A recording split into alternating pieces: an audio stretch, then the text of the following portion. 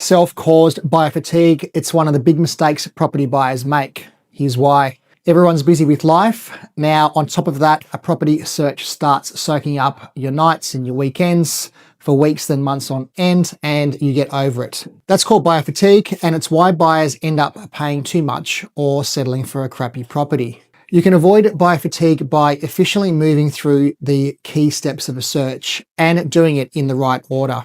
I covered the first step, that's thinking about budget, in an earlier post.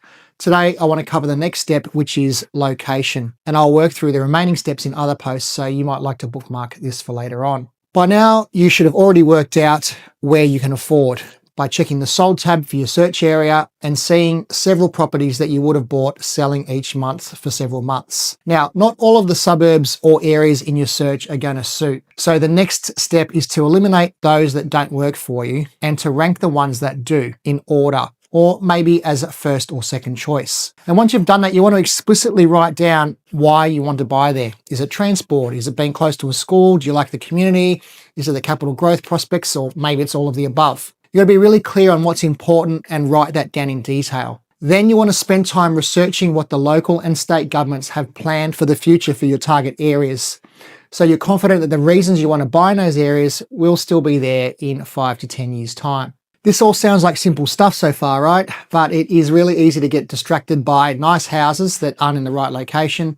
And you can really waste a lot of time assessing those properties before you realize they're not in the right spot. And it's too late, you've already burnt yourself out. Location's everything. It's the biggest contributor to personal happiness for owner-occupiers and the biggest contributor to capital growth for investors. And even being a few streets or a suburb away can make a big difference. So keeping location front and center, reminding yourself of the reason you set those locations will keep your search focused and efficient and will prevent you from wasting time on A-grade houses in B-grade locations. As always, comment or DM me with any questions. My next post will cover the remaining steps on being efficient with your buying and avoiding buyer fatigue, so keep an eye out for those.